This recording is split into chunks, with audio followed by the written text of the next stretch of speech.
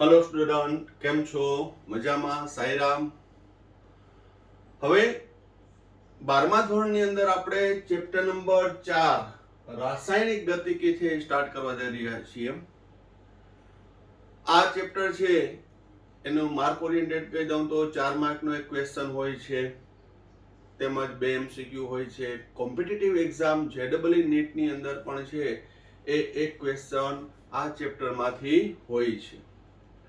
તો રાસાયણિક ગતિકી નો અભ્યાસ સ્ટાર્ટ કરીએ એ પહેલા હું તમને 11મા ધોરણના ઉષ્માગતિશાસ્ત્રમાં લઈ જઈશ કે ઉષ્માગતિશાસ્ત્રની અંદર આપણે મર્યાદા શું જોઈ હતી.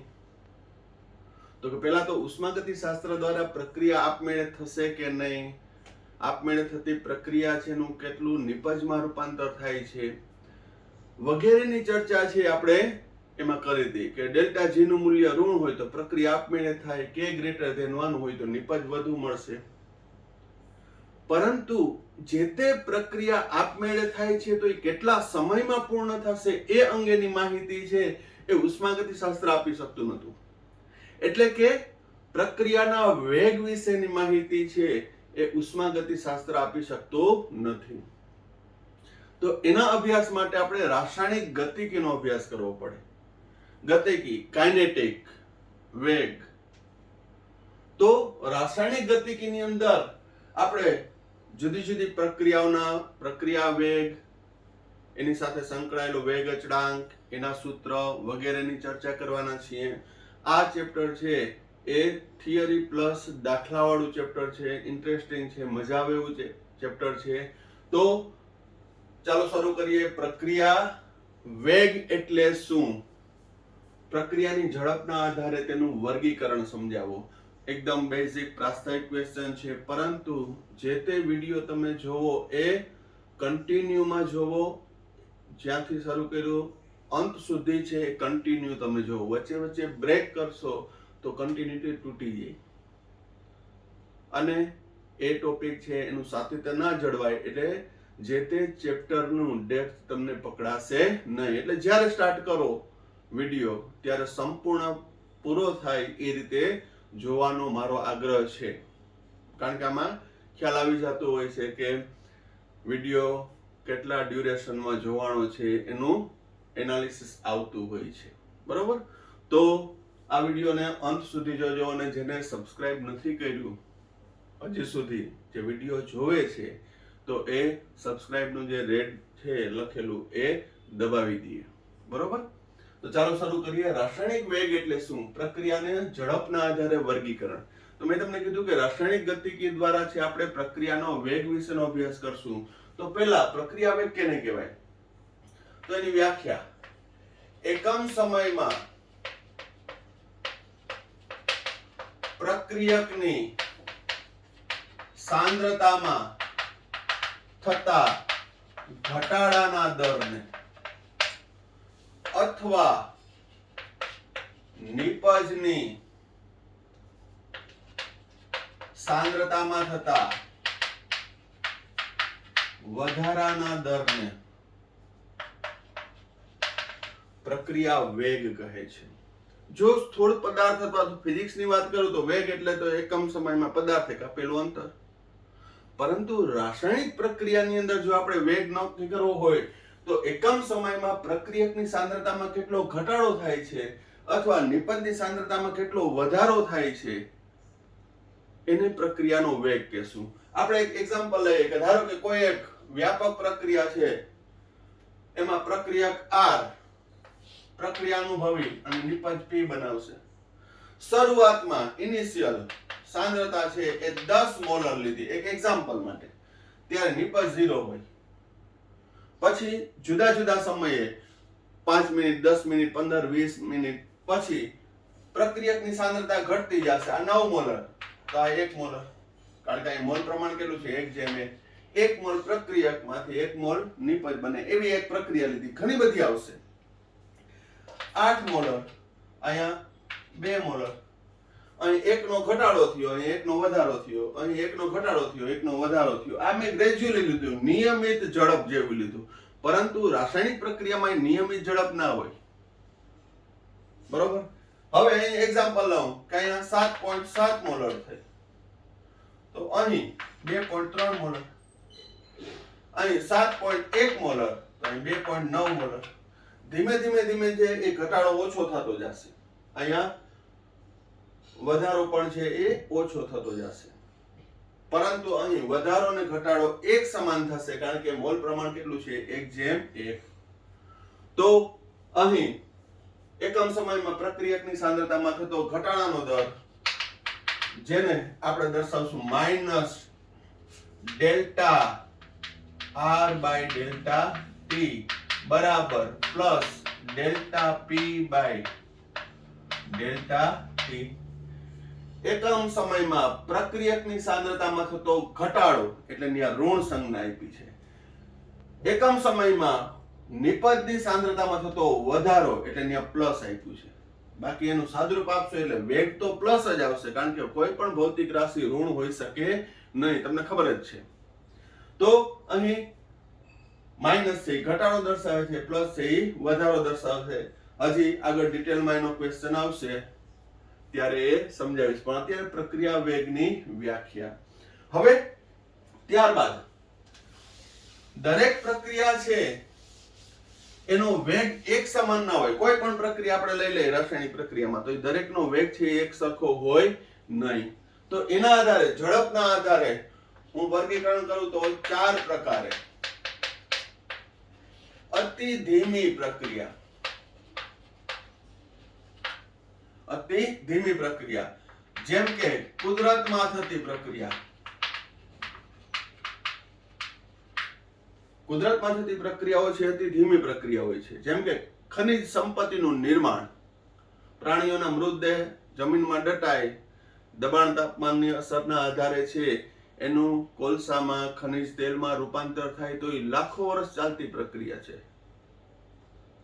યુરેનિયમનું લેડમાં રૂપાંતર થાય, યુરેનિયમ રેડિયો સક્રિય છે, એનું લેડમાં રૂપાંતર થાય, તો એ પણ લાખો વર્ષ ચાલતી પ્રક્રિયા છે. સિમ્પલ એક્ઝામ્પલ આપું તો કે કોઈ પણ વનસ્પતિમાં છે એ ફૂલમાંથી ફળ બને છે, એ ફળ છે એ પાકે છે, તો એ પ્રોસેસ છે લોંગ છે. તો કુદરતમાં થતી બધી પ્રક્રિયાઓ છે અતિ ધીમી છે. ખાલી ધીમી પ્રક્રિયા, તો ધીમી પ્રક્રિયા છે એમાં હું એક્ઝામ્પલ લઉં, લોખંડનું કટાવવું, લોખંડ ઉપર કાટ લાગવો. કોઈ પણ લોખંડનું પાત્ર કે લોખંડનો સળિયો એને હું વાતાવરણમાં ખુલ્લો રાખું તો તરત જ છે કાટ લાગવા નથી માંડતો. ભેજ અને વાતાવરણને જે ક્ષારણ ભણી ગયા છીએ, ભેજ કેપ્સ કરે, એના ઉપર જામે અને ધીમે ધીમે કાટ લાગે છે. એટલે ધીમી પ્રક્રિયા છે, બરોબર. બીજી પ્રક્રિયા કહું તો આણ્વીય પ્રક્રિયા. બીજી પ્રક્રિયા કહું આણ્વીય. આણ્વીયમાં ઉદાહરણ આપું, નાઇટ્રોજન અને હાઇડ્રોજન વચ્ચેની પ્રક્રિયાથી એમોનિયા બને, તો આ આણ્વીય પ્રક્રિયા થઈ. અહીં નાઇટ્રોજન વચ્ચે બંધ તૂટે, હાઇડ્રોજન વચ્ચે બંધ તૂટે, નાઇટ્રોજન હાઇડ્રોજન વચ્ચે બંધ રચાય છે. તો આ પ્રક્રિયા છે એ ધીમી છે. માટે આણ્વીય પ્રક્રિયાની અંદર યોગ્ય ઉદ્દીપક, યોગ્ય દબાણ, તાપમાન એટલે કે યોગ્ય પ્રક્રિયા પરિસ્થિતિ હોવી જરૂરી છે, જે આપણે સંતુલનમાં પણ ભણ્યા હતા. ત્યારબાદ ઝડપી પ્રક્રિયા અથવા મધ્યમ ઝડપી આપણે 4 ભાગમાં વહેંચીએ તો મધ્યમ ઝડપી પ્રક્રિયામાં કયો આવશે? સુક્રોઝનું વ્યુત્ક્રમણ જળ વિભાજનથી ગ્લુકોઝ ફ્રુક્ટોઝ બને. સ્ટાર્ચનું જળ વિભાજન બે એક જ થયું કહેવાય, પોલિસેકેરાઇડ છે. તો આ મધ્યમ ઝડપી પ્રક્રિયા. જ્યારે અતિ ઝડપી પ્રક્રિયાની વાત કરું તો અવક્ષેપન અને તટસ્થીકરણ.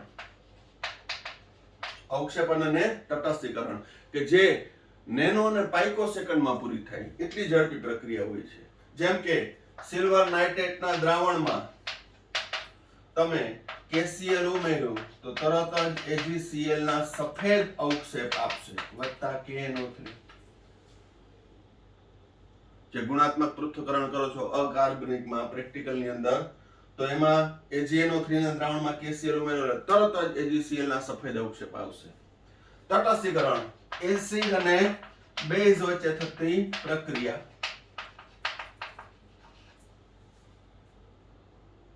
HCl માં NaOH ઉમેરો તરત જ છે તટસ્થીકરણ થઈ જાય. તમે 11th માં પ્રેક્ટિકલ કરી ગયા હશો કે જ્યારે બ્યુરેટમાં ભરેલું છે બેઝનું દ્રાવણ ધીમે ધીમે ફ્લાસ્કમાં લીધેલા HCl માં ફિનોપ્થેલિન ઉમેરી અને ધીમે ધીમે તમે ડ્રોપ વાઇઝ ઉમેરતા હતા, તો તરત જ થોડા થોડા તમને ગુલાબી બિંદુ જોવા મળે છે. એ તટસ્થ થતા હોય છે. ફરી પાછું ઝડપથી જો તમારો નળ ખુલ્લો રહી ગયો, કોક ખુલ્લો રહી ગયો, તો ઘાટું ગુલાબી થઈ જાય. કારણ કે આ જે પ્રક્રિયા છે એ ખૂબ જ ઝડપી છે. તો રાસાયણિક ગતિકી અનુસાર છે એ પ્રક્રિયાના વેગના આધારે 4 ભાગમાં વર્ગીકરણ કર્યું. આ એટલા માટે દર્શાવ્યું છે કે આની અંદરથી ને પણ MCQ પૂછાય કે કઈ પ્રક્રિયા ઝડપી છે, કઈ ધીમી છે. બરોબર? તો રાસાયણિક ગતિકીમાં કેનો અભ્યાસ કરવામાં આવે છે? તો કે પ્રક્રિયકની સાંદ્રતામાં થતો ઘટાડાનો દર, નિપજની સાંદ્રતામાં થતો વધારાનો દર, એટલે કે પ્રક્રિયાના વેગ વિશેનો અભ્યાસ કરવામાં આવે છે. પરંતુ અહીં કઈ પ્રક્રિયાનો અભ્યાસ છે થોડોક મુશ્કેલ બને અથવા કંટાળાજનક બને? તો કે એક અતિ ધીમી પ્રક્રિયા હોય કે જેને ઓબ્ઝર્વેશન કરવા માટે, એના સાંદ્રતામાં થતા ફેરફારનું નોંધણી કરવા માટે, મેઝરમેન્ટ માટે છે ખૂબ જ લાંબો સમય લાગે. અહીંયા મેં મોટા ઉદાહરણ આપ્યા, પણ કેટલાક રિએક્શન એવા હોય કે 20 25 કલાક એ ચાલતા હોય. ઓર્ગેનિકના ઘણા રિએક્શન છે જે 2 દિવસ એ પૂરા થાય. તો એનો અભ્યાસ છે મુશ્કેલ બને છે. બીજા નંબરમાં અતિ ઝડપી પ્રક્રિયા હોય કે જેમાં આપણે અવલોકન માટેનો સમય ના રહે, એકદમ કાળજીપૂર્વક છે એમાં સતત એલર્ટ રહેવું પડે, તો એવી પ્રક્રિયાનો અભ્યાસ છે મુશ્કેલ છે. બરોબર? તો એ પ્રાસ્તાવિક ક્વેશ્ચન જોઈ જાજો, પછી આપણે નેક્સ્ટ ક્વેશ્ચનની ચર્ચા કરીએ.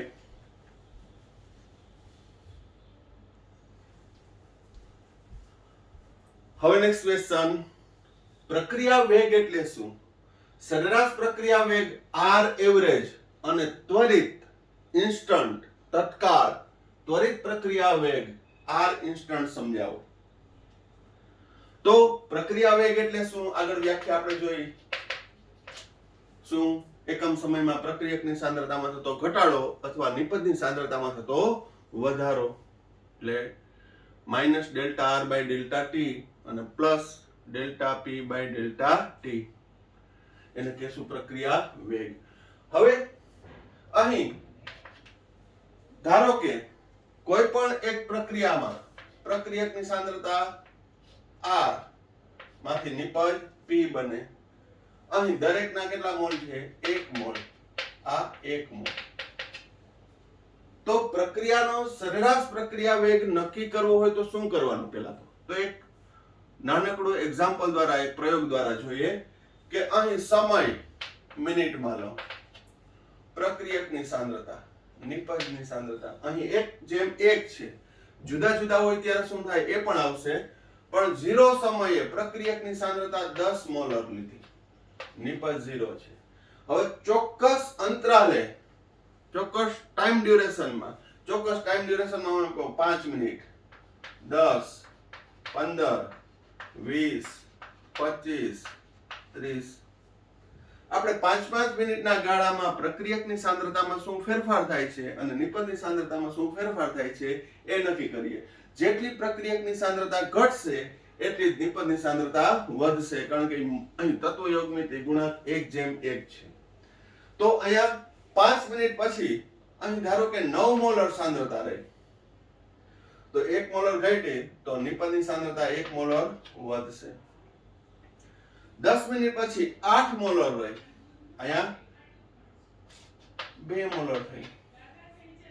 ટોટલ કુલ જથ્થો અચળ રહેશે 8 ને 2 10, 7.7 molar, 2.3 molar, 7.1 molar, 2.9 molar, 6.9 molar, 3.1 molar,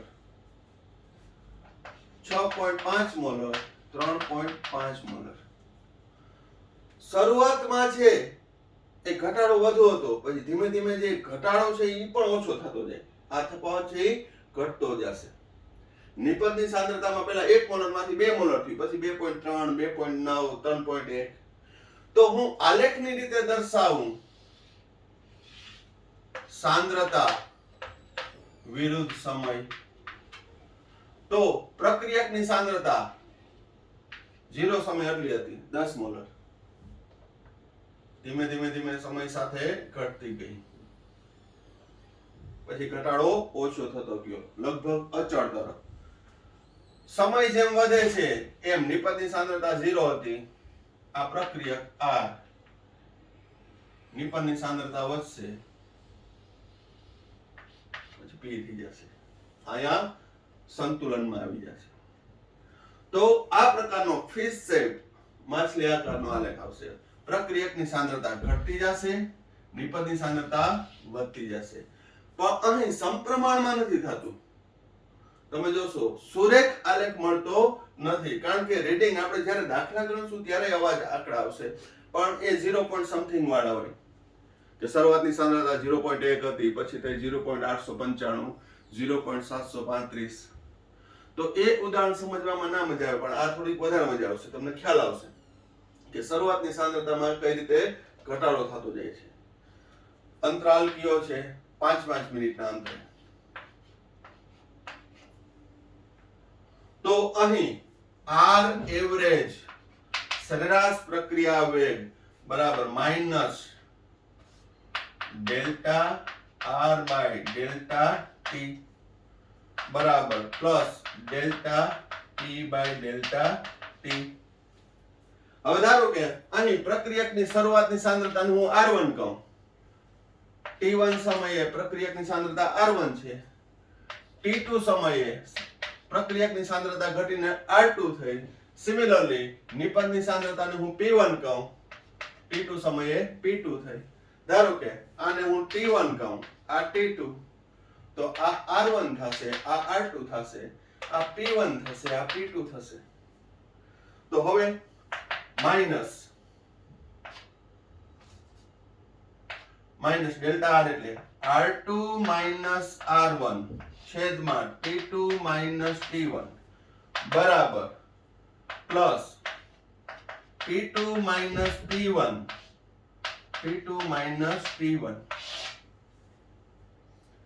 તો અહીં મેં તમને T1 T2 આપી દીધા 0 અને 5. અહીં મૂલ્ય મૂકી દો R1 R2 છે R એવરેજ બરાબર જાણે છે માઈનસ R2 9 ઓછા 10 છેદમાં 0 ઓછા 5 ઓછા 0 માઈનસ 1 છેદમાં 5 માઈનસ માઈનસ પ્લસ 0.2 મોલર પર મિનિટ. એકમ શું આવશે? મોલર પર મિનિટ વેગનો. સેકન્ડમાં લીધું તો મોલર પર સેકન્ડ. વાયુ હોય તો સાંદ્રતા એના દબાણ બરાબર થાય, તો થાય વાતાવરણ પ્રતિ મિનિટ, બાર પ્રતિ મિનિટ. વાયુરૂપ પ્રણાલી હોય તો ત્યાં સાંદ્રતાને બદલે શું લખાય? દબાણ. તો દબાણ માટેનો એકમ વાતાવરણ. વાતાવરણ પ્રતિ મિનિટ, વાતાવરણ પ્રતિ સેકન્ડ. તો કેટલો આવશે? 0.2 મોલ પ્રતિ મિનિટ. એટલે 1 મિનિટમાં સાંદ્રતામાં કેટલો ફેરફાર થાય છે? 0.2 મોલરનો. હવે આ સૂત્રમાં મૂકું તો P2 શું છે? P2 તો કે 1 મોલર ઓછા P1 0 5 ઓછા 0 1/5 0.2 મોલર પ્રતિ મિનિટ. તો વેગનો એકમ શું આવશે? સાંદ્રતા પ્રતિ સમય. પ્રક્રિયકની સાંદ્રતામાં ઘટશે. અહીં માઈનસ લખ્યું પણ એનો વેગ કેવો થઈ ગયો? તો કે પ્લસ. બરોબર, એટલે અહીં માઈનસ સાઇન દર્શાવી, કારણ કે ઘટાડો થશે. માઈનસ માઈનસ પ્લસ એટલે વેગ આવી જશે પ્લસ. આ ખાસ ધ્યાન રાખજો. અને એકમ પણ શું? સાંદ્રતા મોલર પ્રતિ સેકન્ડ, મિનિટ, કલાક જેમાં આપ્યો હોય. તો આ રીતે છે સરેરાશ વેગ નક્કી કરવામાં આવે છે. તો અહીં આ અવલોકનો શા માટે? તો કે કોઈ પણ પ્રક્રિયા છે એકદમ નિયમિત ગ્રેજ્યુઅલી છે એ સાંદ્રતામાં ફેરફાર ના થાય. એ મેં તમને થોડાક એક્ઝામ્પલ મજા આવે એટલે દીધા કે 10, 9, 8, 7, 6 એવા ના આવે. પછી કારણ શું? તો કે એમાં પ્રક્રિયા અવરોધ પણ લાગે. સિમ્પલ હું ઉદાહરણ આપું કે ભાઈ આપણે અહીંથી જામનગર થી રાજકોટ રોડ પર જઈ રહ્યા છીએ, તો એની કારની ઝડપ છે 60 કિલોમીટર પ્રતિ કલાકની છે. બરોબર? તો 1 કલાકમાં છે 60 કિલોમીટર અંતર કાપ્યું, નોટ નેસેસરી. પહેલી કલાકમાં 55 કિલોમીટર અંતર કાપ્યું, બીજી કલાકમાં છે 65 કિલોમીટર અંતર કાપ્યું. તો આપણે શું કરીએ કે 2 કલાકમાં 120 કિલોમીટર અંતર કાપ્યું, તો સરેરાશ ઝડપ લેવી પડે. બાકી 60 કિલોમીટર પ્રતિ કલાક એનો મતલબ એમ નહીં કે 1 મિનિટમાં એ 1 કિલોમીટર અંતર કાપી નાખે છે. 2 કિલોમીટરમાં 2, કારણ કે ટ્રાફિક આવે, અવરોધ આવે, બ્રેક મારવી પડે. એવી રીતે પ્રક્રિયાની અંદર પણ છે ઉર્જા અવરોધ લાગુ પડતો હોય છે. પરિણામે અહીં જે તે આપણે વેગ નક્કી કરીએ છીએ સરેરાશ પ્રક્રિયા વેગ લેવો પડે, એટલે જ આવો વક્ર આલેખ મળે છે. બરોબર? તો આ થયું આર એવરેજ, જેનું આપણે આલેખ દ્વારા પણ છે રજૂઆત કરશું. બરોબર? તો પેલા આટલું વ્યવસ્થિત જોઈ લ્યો. આ રેફરન્સ એક્ઝામ્પલ છે એ નોંધ તરીકે લખી નાખજો.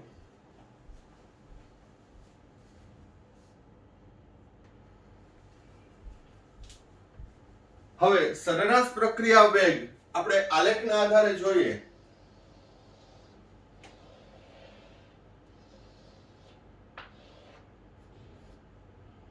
તો કઈ રીતે થશે? તો ધારો કે t1 સમયે પ્રક્રિયકની સાંદ્રતા r1 અને નિપજની સાંદ્રતા p1, t2 સમયે સાંદ્રતા r2, નિપજમાં p2.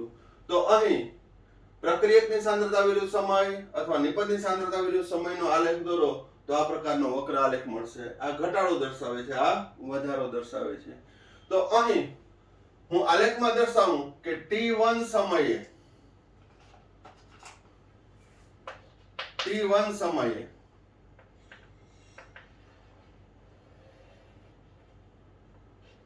આ r1, t2 સમયે r2, જે આપણે એક્ઝામ્પલ માં લીધું હતું કે આ 0 હતું, આ 10 હતું. બરોબર? તો આ બેનો તફાવત એટલે r average minus r2 minus r1 by t2 minus t1. ભાઈ સંજ્ઞા ગમે તે ચાલે, તમે c2 માઈનસ c1 એ કહી શકો. અહીં માઈનસ સંજ્ઞા એ વેગમાં ઘટાડો, પ્રક્રિયકની સાંદ્રતામાં ઘટાડો દર્શાવે છે. બરોબર? જ્યારે નિપજની વાત કરું, t1 સમયે સાંદ્રતા p1 હતી, t2 સમયે સાંદ્રતા વધીને p2 થઈ. તો અહીં r એવરેજ બરાબર plus p2 minus p1, t2 minus t1, એટલે આ થયું minus delta r by delta t. આ થયું plus delta p by delta t. હું ક્યારે ફરી વાત કરું છું એકને કે 1 મોલ પ્રક્રિયકનું 1 મોલ નિપજમાં રૂપાંતર થાય ત્યારે ઘટાડાનો દર અને વધારાનો દર બંને કેવા થશે? એક સમાન. બરોબર? તો આ વાત થઈ સરેરાશ વેગની, એવરેજ રેટ ઓફ રિએક્શન. પરંતુ બીજું ટર્મ ત્વરિત પ્રક્રિયા વેગ શું છે? ત્વરિત એટલે ઇન્સ્ટન્ટ. તો મેં જે આગળના એક્ઝામ્પલમાં આપ્યું હતું કે 0, 5 મિનિટ પછી, 10 મિનિટ, 15 મિનિટ, 20 મિનિટ, 25 મિનિટ, ત્યારે હું સાંદ્રતામાં થતો ફેરફાર માપતો હતો. પણ કોઈ એમ પૂછે કે સર 17 મિનિટ પછી અથવા 17મી મિનિટે છે એ પ્રક્રિયકની સાંદ્રતા કેટલી છે, નિપજની સાંદ્રતા કેટલી છે? તો મેં તો અવલોકન લીધા હતા 15 મિનિટ પછી 20 મિનિટ ત્યાં સુધી ઉભો હતો. 15 પછી સીધું 20 મિનિટે છે રીડિંગ લીધું મેં. તો અહીં 17મી મિનિટ આ જે સમય છે એને t ઇન્સ્ટન્ટ કહેવાય. ત્વરિત સમય, તત્કાળ સમય કે 17 મિનિટે કેટલું, તો શું કરવું? મેં તો 15 પછી 20 મિનિટે લીધું, પછી 25 મિનિટે લીધું. કોઈ એમ પૂછે કે 21 મિનિટે કેટલું, 21 મિનિટે વેગ કેટલો હતો? નિયત અંતરાલને બદલે જો ચોક્કસ સમયે, કોઈ પણ સમયે પૂછે તો એને કહેવાય આર ઇન્સ્ટન્ટ, ત્વરિત પ્રક્રિયા વેગ. એને શું કહેવાય? ત્વરિત પ્રક્રિયા વેગ, આર ઇન્સ્ટન્ટ. અને એને દર્શાવાય માઇનસ dr dt બરાબર પ્લસ dp બાય dt. સરેરાશ લેવું હોય તો ડેલ્ટા, ત્વરિત લેવું હોય તો dr. હવે ત્વરિત પ્રક્રિયા વેગ કઈ રીતે નક્કી કરી શકાય? બરાબર ધ્યાન રાખજો. અહીં તો આલેખ છે તો વક્ર છે, પણ ધારો કે અહીંયા હું એમ કહું કે t ઇન્સ્ટન્ટ 17 મિનિટ છે, તો 17 મિનિટે છે એ વેગ કેટલો? તો હું સીધો અહીંયા લંબ ના લઈ શકું. જો સુરેખ આલેખ હોય તો લંબ લઈ શકું. આમ તો અહીંયા શું કરવાનું? તો કે સ્પર્શક દોરવાનું, વક્રનો સ્પર્શ રેખા, ટેન્જેન્ટ. અને ત્યારબાદ હું એને લંબ લઉં.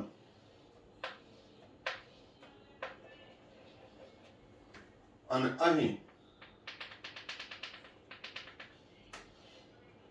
R instant. એટલે અહીં શું આવ્યું? તો કે આર ઇન્સ્ટન્ટ બરાબર ઢાળ માઇનસ ઢાળ y બાય x. મેથ્સ વાળાને ખબર છે y બાય x, ઢાળ એટલે y બાય x. અહીં ઢાળનું મૂલ્ય એટલે કે માઇનસ dr બાય dt. 17 મિનિટે, ધારો કે 17 મિનિટે અહીંયા સાંદ્રતા આપણે નોંધી કે એ 7 મોલર હતી, કે કોઈ પણ જે મૂલ્ય, એ તો આપણે આલેખ દોરીએ ત્યારે ખ્યાલ આવે. કારણ શું? તો કઈ 17 મિનિટ છે, બીજો એક જ ટાઈમ છે, t1 ને t2 તો નથી લીધા, ને તો આજે ડિફરન્સ લઈ શકીએ. પણ શું કરવાનું? સ્પર્શ રેખા દોરવાની. અહીંયા t ઉપર છે લંબ દોરવાનો સ્પર્શ રેખાનો, અહીંયા હોરિઝોન્ટલ રેખા લઈ ત્યારે સાંદ્રતા અને સમય કયો છે એનો y બાય x એટલે માઇનસ dr બાય dt પરથી છે r ઇન્સ્ટન્ટ મળે. એવી જ રીતે આમાં વક્ર આલેખનો ટેન્જેન્ટ લેવાનો, સ્પર્શ રેખા લેવાની, અને ત્યાં t ઇન્સ્ટન્ટ ત્વરિત સમયે, ત્વરિત સમય કયો છે? તો કે આપણે ઉદાહરણ લીધું 17 મિનિટ, 21 મિનિટ, 27 મિનિટ, કે જે આપણે ગ્રેજ્યુઅલી સમય અંતરાલે નથી માપ્યા એવા સમય. ત્યારે એ લંબ લ્યો તો જે સાંદ્રતા મળે અહીં p ઇન્સ્ટન્ટ. તો અહીં સાવ સિમ્પલ કહું તો p બાય t, અહીંયા r બાય t. તો એ સાંદ્રતા એ t સમયે જે સાંદ્રતા હોય એનો ગુણોત્તર એટલે r ઇન્સ્ટન્ટ થશે. એટલે અહીં r ઇન્સ્ટન્ટ નિપજ માટેની વાત કરું તો પ્લસ ઢાળ આવશે સ્પર્શ રેખાનો, y by x, p by t, એટલે કે પ્લસ dp બાય dt. એ ત્વરિત વેગ નક્કી થશે. આપણે જ્યારે આ ટોપિક રિલેટેડ દાખલા ગણશું ત્યારે હું તમને હોમવર્કમાં આલેખ દોરવા આપીશ કે ત્વરિત સમયે સરેરાશ વેગ તો સમજાઈ ગયું કે જે અવલોકનો લીધા છે એનો આલેખ દોરતા જાઓ, અને r2 minus r1 by t2 minus t1. પરંતુ અહીં ઇન્સ્ટન્ટ સમયે 17 મિનિટ છે તો ડેલ્ટા t ટેન્ડ્સ ટુ તો 0 થઈ જશે. અહીં ડેલ્ટા t બરાબર 17 મિનિટ જ થાય, કારણ કે એવું નથી કીધું કે 15 થી 17 મિનિટની વચ્ચે. ખ્યાલ આવી ગયો? તો ડેલ્ટા ટી ટેન્ડ્સ ટુ 0 થશે. તો અહીં 17મી મિનિટે જો માપવું હોય તો અહીંયા વક્ર આલેખ ઉપર સ્પર્શ રેખા દોરી એને લંબ લઈ લ્યો, સાંદ્રતા અને સમયે એનો ગુણોત્તર લઈ લ્યો એટલે r ઇન્સ્ટન્ટ મળશે, જેને કહેશે ઢાળ, સ્લોપ. બરોબર? આ રીતે છે એ પ્રેક્ટિકલી તમે પણ છે એ માપી શકો છો. મેં તમને કીધું કે દાખલો ગણાવીશ ત્યારે તમને એ હોમવર્કમાં આપીશ સેલ્ફ પ્રેક્ટિસ માટે, તો તમને વધુ ખ્યાલ આવે. પણ ઇન શોર્ટ કહું તો સરેરાશ વેગ છે એ બે જુદા જુદા સમયે પ્રક્રિયકની સાંદ્રતામાં શું ફેરફાર થયો અથવા નિપજની સાંદ્રતામાં શું ફેરફાર થયો એના દ્વારા તમને સરેરાશ વેગ મળશે. જ્યારે કોઈ એક ત્વરિત સમયે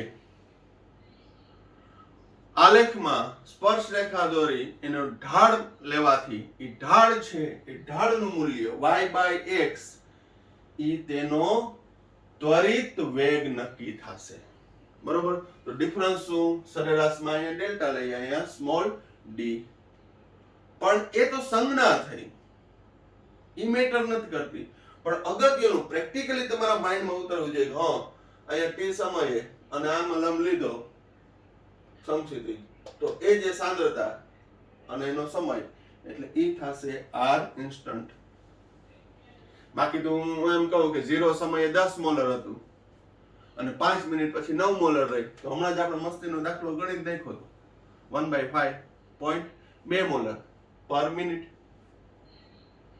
17મી મિનિટે મને નથી ખબર કે 17 મિનિટ પછી કેટલું થશે. બરોબર? એટલે એ લઈ લેવાનું છે. ખ્યાલ આવી ગયો? તો આ રીતે છે કે તમે r ઇન્સ્ટન્ટ માપી શકો છો. તેમાં પ્રક્રિયક માટે ઋણ ઢાળ, નિપજ માટે ધન ઢાળ થશે સ્લોપ એનો. બરોબર? તો આ રીતે છે એ તમે r ઇન્સ્ટન્ટ પણ એ દાખલા એના આવશે ત્યારે વધુ યાદ અપાવીશ. પહેલા આટલું વ્યવસ્થિત જોઈ લ્યો.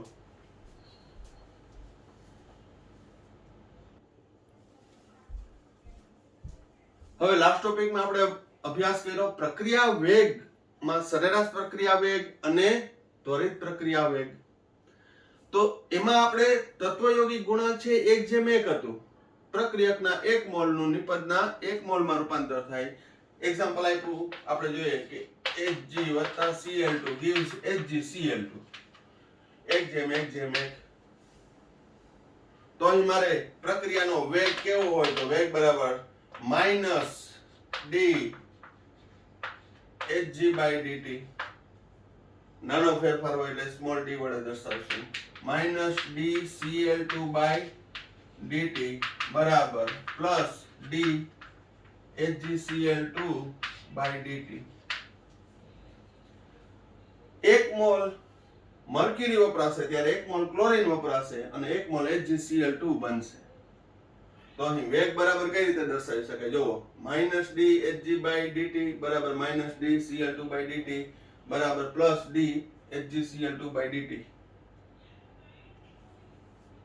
અહીં પ્રક્રિયકની સાંદ્રતામાં થતો ઘટાડાનો દર અને નિપજની સાંદ્રતામાં થતો વધારાનો દર સમાન છે એટલે આવી રીતે દર્શાવ્યું.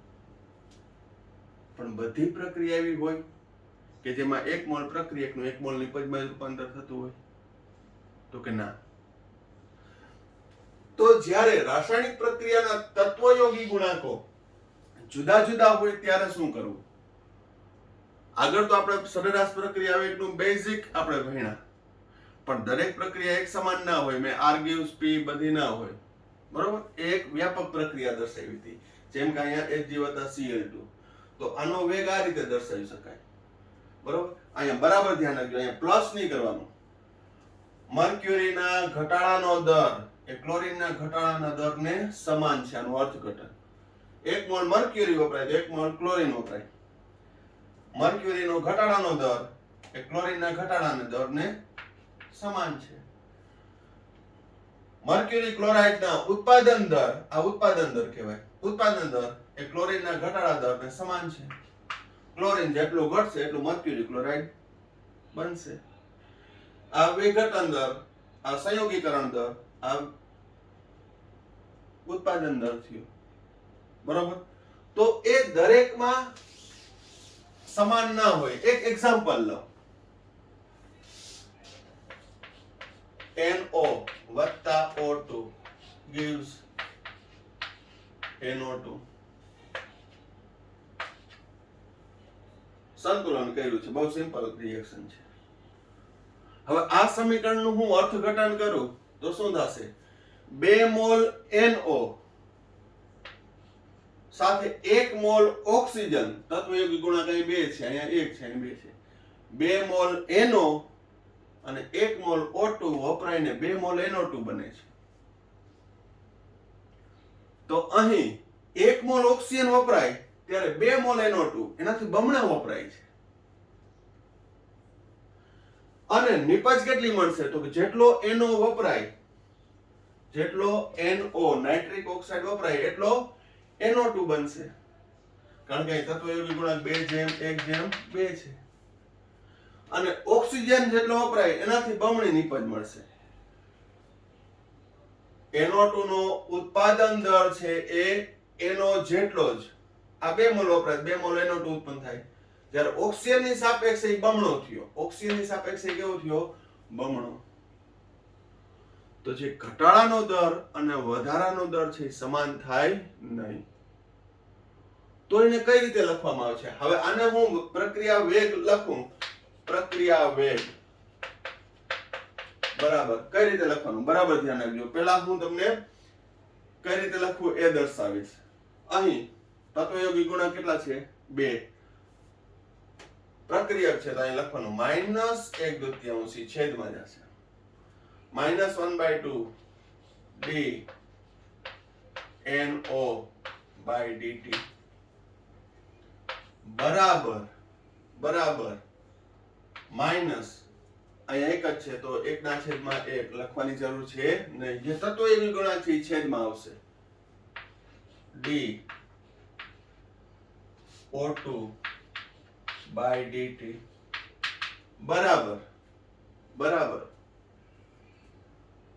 તત્વયોગી ગુણાંક 2 છે, નિપજ છે એટલે પ્લસ 2 છે એટલે 1/2 d NO2/dt.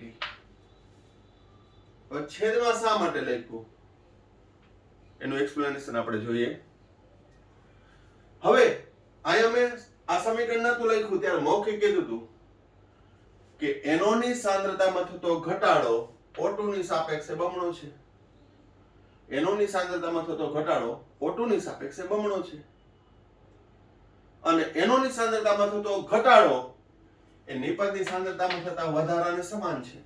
બરાબર ધ્યાન રાખજો. કારણ કે આ જે ટોપિક છે રાસાયણિક ગતિકી, એક તો એક સાતત્ય વાળું છે કે આજે આ પોઈન્ટ ભણ્યો પછી નેક્સ્ટ વિડિયોમાં જે નેક્સ્ટ પોઈન્ટ ભણાવું એ કન્ટિન્યુટી વાળો આવશે, કન્ટિન્યુ સ્ટોરી વાળો હશે. એટલે બરાબર કાળજીપૂર્વક ધ્યાન રાખજો. શું? NO ની સાંદ્રતામાં થતો ઘટાડો ઓક્સિજન કરતા કેવો છે? બમણો. જ્યારે NO ની સાંદ્રતામાં થતો ઘટાડો અને NO2 ની સાંદ્રતામાં થતો વધારો એ બે સમાન થશે. તો એને આ રીતે દર્શાવવામાં આવે છે. એટલા માટે કે અહીં 2 વડે ગુણ્યા નહીં, 1/2 લખ્યું, છેદમાં લખ્યું તત્વયોગી ગુણાંક. હવે આનું અર્થઘટન જોઈએ. જોજો -1/2 d NO/dt બરાબર -d O2/dt. આ બેનું કમ્પેરીઝન કરું છું માટે -d NO/dt ને હું સૂત્રનો કરતા બનાવું તો 2 થી સામેની બાજુ જાય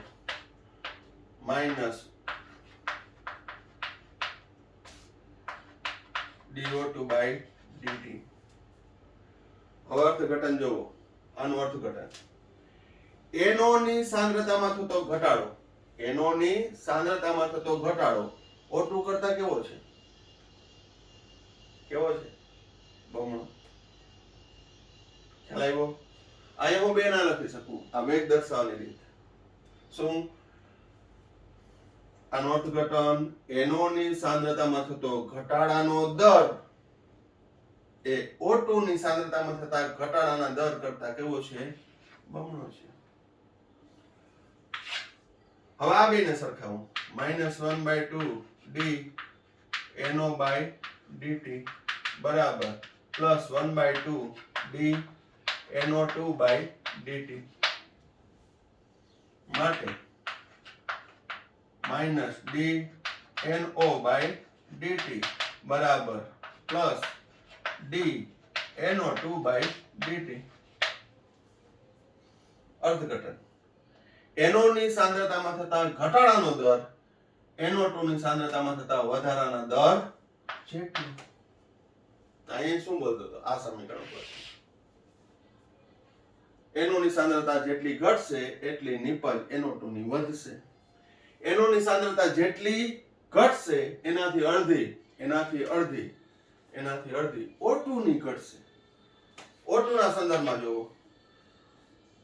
O2 ની સાંદ્રતામાં થતો ઘટાડો O2 ની સાંદ્રતામાં થતો ઘટાડો NO2 ની સાંદ્રતામાં થતા ઘટાડા કરતા કેવો છે? અડધો. O2 ની સાંદ્રતામાં થતો ઘટાડો NO2 ની સાંદ્રતામાં થતો ઘટાડો કરતા કેવો છે? અડધો છે. બરોબર, એટલે અહીંયા 1/2 આવશે. તો યાદ રાખવા માટે કે કોઈ પણ પ્રક્રિયા સમીકરણ છે એનો વેગની રીતે રજૂઆત કરવું છે, આને પ્રક્રિયા વેગ કહેવાય આના સંદર્ભમાં. તો એના તત્વયોગી ગુણાંક છે એને છેદમાં લખવાના કે જેથી અહીં કોઈ પણ કોમ્બિનેશન તમે કરો, કોઈ પણ, મેં તમને અહીંયા કીધું અહીં O2 ની સાંદ્રતામાં થતો ઘટાડો એના કરતા નિપજની સાંદ્રતામાં થતો વધારો કેવો છે? બમણો છે. સરખાવી લ્યો આ બેનું. O2 ની સાંદ્રતામાં થતો ઘટાડો એ NO2 ની સાંદ્રતામાં થતા વધારા કરતા કેવો છે? અડધો છે. અથવા હાલો અહીંયા આ બેને સરખાવું. d NO2/dt બે સામેની બાજુ લઈ જાઓ, -2 d O2/dt. NO ની સાંદ્રતામાં થતો વધારાનો દર NO2 ની સાંદ્રતામાં થતો વધારાનો દર O2 કરતા કેવો છે? બમણો. O2 કરતા વધારો બમણો. NO2 કરતા ઓક્સિજનનો ઘટાડો અડધો. આ બે છે તો આ એક અડધો. બે ના એક એટલે અડધો. O2 ની સાંદ્રતામાં ઘટાડો NO2 કરતા કેવો થશે? અડધો. NO2 ની સાંદ્રતામાં થતો વધારાનો દર O2 કરતા કેવો થશે? બમણો. માટે તત્વયોગી ગુણાંક અહીં એક જ સમીકરણ ભણાવ્યું, હજી આપણે ઘણા બધા એક્ઝામ્પલ લેશું અને પછી વ્યાપક જોશું, પણ ટૂંકમાં અહીંયા કેના છેદમાં દર્શાવવામાં આવે છે. આને કહેવાય પ્રક્રિયા વેગ. અહીં NO ની સાપેક્ષમાં પ્રક્રિયા વેગ, O2 ની સાપેક્ષમાં પ્રક્રિયા વેગ, NO2 ની સાપેક્ષમાં પ્રક્રિયા વેગ આ રીતે દર્શાવવામાં આવે છે. વ્યવસ્થિત જોઈ લ્યો અને જે તે મુદ્દાનું હું ડિસ્કશન મૌખિક કર્યું છે એ દરેક છે એનું અન્ડરસ્ટેન્ડિંગ ખાસ કરજો.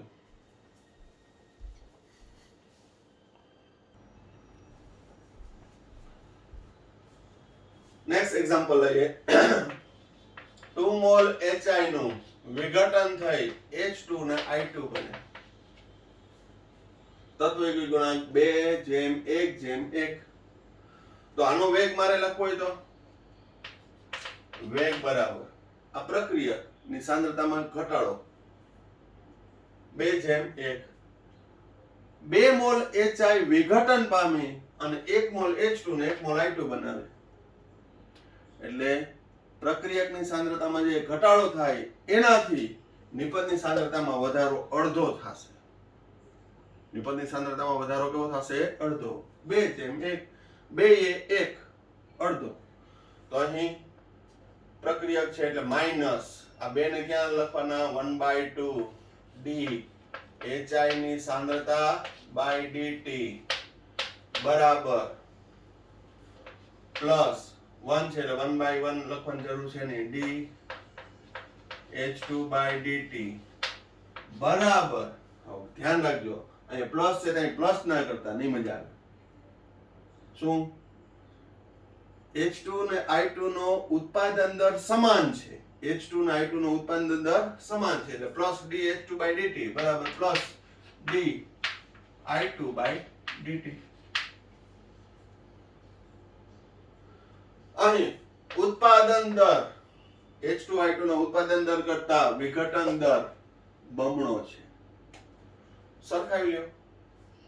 dH2/dt અહીંયા ઉત્પાદન દર છે એ વિઘટન દર કરતા અડધો થશે. હમણાં કીધું ને કે 2 મોલ HI વિઘટન પામે તો 1 મોલ H2 બને, એટલે ઉત્પાદન દર અડધો થયો. પણ હવે જો -dHI/dt ને હું સૂત્રનો કરતા બનાવું તો 2 સામેની બાજુ જાય, 2dH2/dt બરાબર ઓલી બાજુ સામે જવા દો તો પ્લસ 2dI2/dt. હવાનું અર્થઘટન HI ની સાંદ્રતામાં થતો ઘટાડાનો દર, HI ની સાંદ્રતામાં થતો ઘટાડાનો દર એ H2 ની સાંદ્રતામાં થતા વધારાના દર કરતા બમણો છે. વિઘટન દર કેવો છે? બમણો છે. આ બે વપરાય ત્યારે આ H2 એક જ ઉત્પન્ન થાય, એક I2 ઉત્પન્ન થાય. તો અહીં ફરી એકવાર HI ની સાંદ્રતામાં થતો ઘટાડાનો દર, ઘટાડો કેટલો થાય છે? તો કે જેટલો H2 ઉત્પન્ન થાય એના દર કરતા બમણો છે. છે જ બમણો. I2 જેટલો ઉત્પન્ન થાય એનાથી બમણો છે. શું? HI નો વિઘટન દર.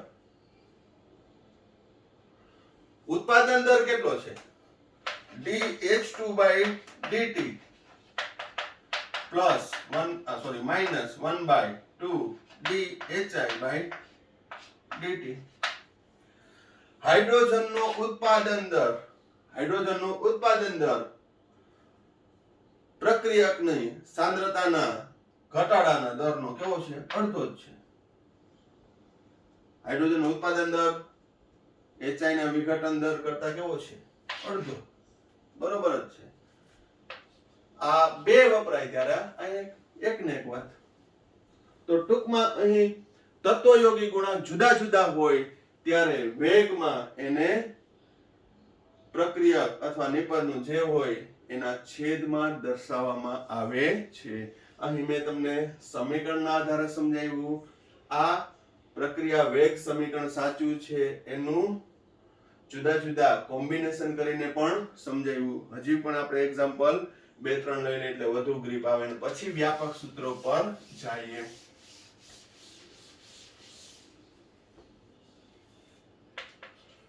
N2 + 3H2 gives 2 mol ammonia.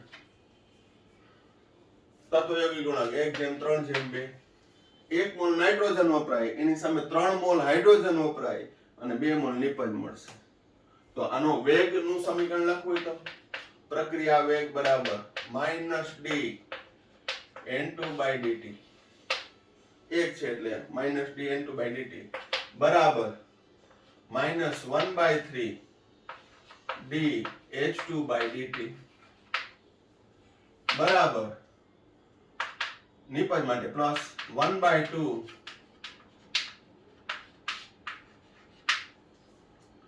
કોઈ પણ કોમ્બિનેશન કરી નાખો. નાઇટ્રોજન કરતા મળતી નિપજ ની સાંદ્રતા કેવી છે? બમણી. બમણો થશે. નાઇટ્રોજન કરતા એમોનિયાનો ઉત્પાદન દર કેવો થયો? બમણો. જો આ બેને સરખામણી કરો તો પ્લસ d NH3/dt 2 છેદમાં છે, અહીંયા કોમ્બિનેશન કરો એટલે અહીંયા સામે જાય -2. અર્થઘટન એમોનિયાનો ઉત્પાદન દર કહેવાય. ઉત્પન્ન થતો એટલે ઉત્પાદન દર એ નાઇટ્રોજનના ઘટાડાનો દર કરતા કેવો છે? બમણો. તો આ મારું સમીકરણ સાચું કહેવાય. છેદમાં લખું તો અહીં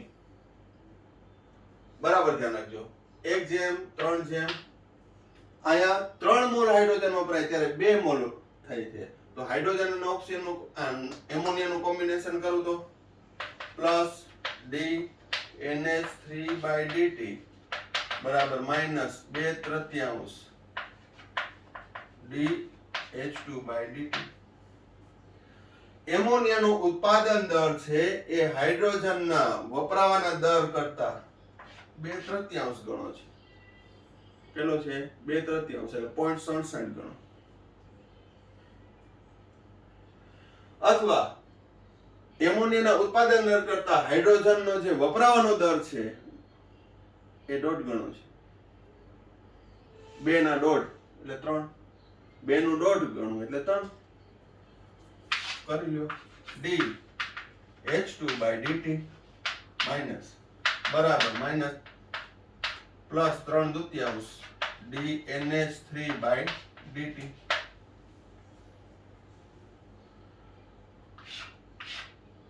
H2 ના વપરાવાનો દર, ઘટાડાનો દર એ એમોનિયાના ઉત્પાદન દર કરતા કેવો છે? 1.5 ગણો. 2/3. 2/3 1/1.5. ખ્યાલ આવી ગયો? હજી એક આપણે સમીકરણ લઈ લઈએ અને પછી વ્યાપક સમીકરણ ઉપર. આ ખાલી પ્રક્રિયાને સમીકરણને વેગ દ્વારા દર્શાવવાની એક રીત છે.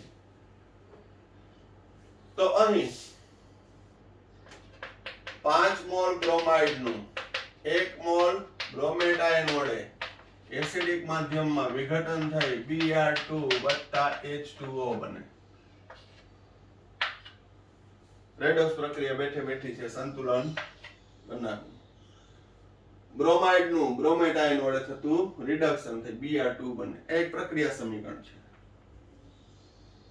બરોબર. હવે એનો વેગ નથી કરવો તો બ્રોમાઇડ બ્રોમેટ H+ પ્રક્રિયા છે માટે વેગ બરાબર -1/5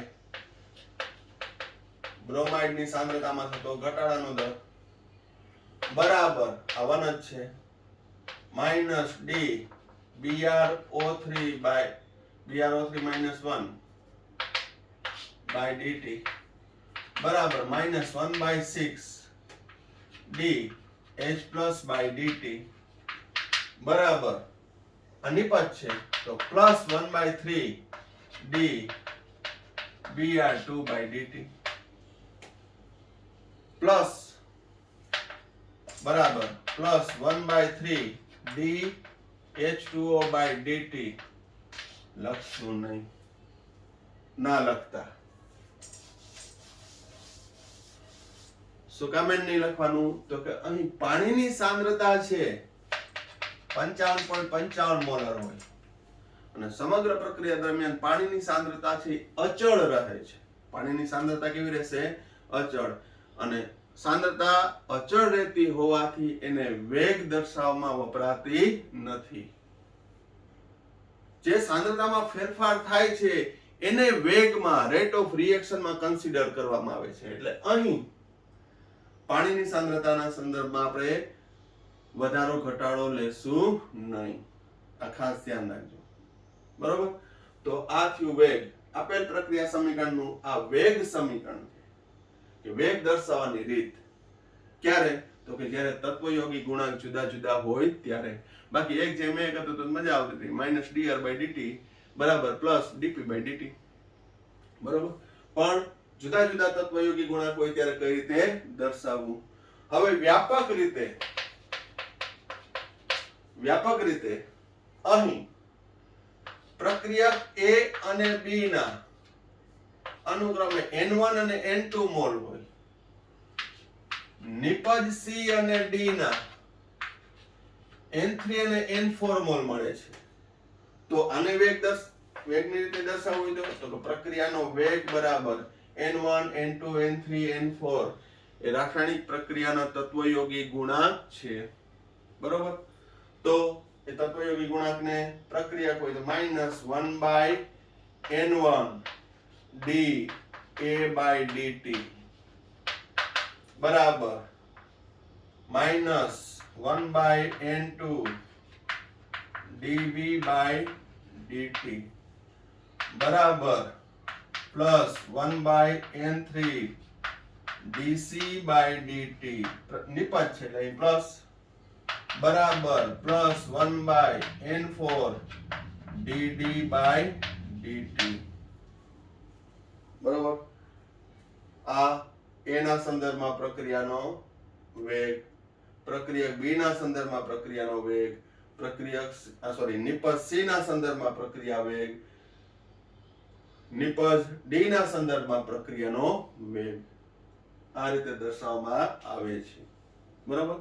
પછી હજી વેગ સમીકરણની રજૂઆત કઈ રીતે કરવામાં, આ તો ખાલી વેગ બરાબર આ લખ્યું કે વેગ એટલા જુદા જુદા પ્રક્રિયકોના અને નિપજોના સંદર્ભમાં, અને શા માટે છેદમાં દર્શાવવામાં આવે છે એનું મેં તમને એક્સપ્લેનેશન આપ્યું. એ કોમ્બિનેશન તો જ થઈ શકે જે સમીકરણમાં આપ્યું હોય એ મુજબ. કઈ 5 મોલ બ્રોમાઇડ સામે 1 મોલ બ્રોમેટ વપરાય છે, એટલે બ્રોમેટની સાંદ્રતામાં થતો ઘટાડો બ્રોમાઇડની સાપેક્ષે 1/5 થયો. આ 5 એક જ વપરાય છે. બ્રોમેટની સાપેક્ષે બ્રોમાઇડની સાંદ્રતા 5 ગણી ઘટે છે. આ એક છે તો ઓલો મારે 5 બ્રોમાઇડ જોઈએ. બરાબર, સિમ્પલ મેથેમેટિક જ છે.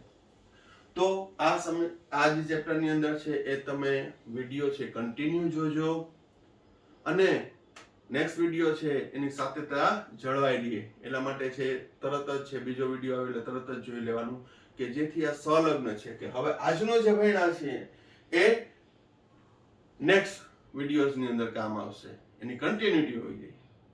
આ વિડિયો ના જોવાનું પછી બીજો વિડિયો જોવો તો એમ ખ્યાલ આવે નહીં. તો જે આપણે અભ્યાસ કરવો તો એ પ્રોપરલી કરવાનું, અને we have no any choice કે ચાલો ક્લાસ સ્કૂલ ખુલી જશે, નથી ખુલવાના હમણાં, તો ત્યાં સુધી બેઠું રહેવું આવી રીતે આમ કરવાનું છે. નો ચોઇસ, નો ઓપ્શન. બરોબર. અને બોર્ડ છે એમાં ધક્કો ગાડી નહીં લાગે કે જાઓ ગ્રેસિંગ આગળ કોલેજમાં.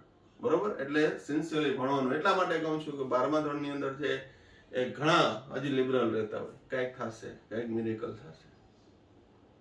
બરોબર. પણ એવા વિદ્યાર્થીને ખાસ સૂચના કે ભણવા માંડે, ડે ટુ ડે નું કરવા માંડે.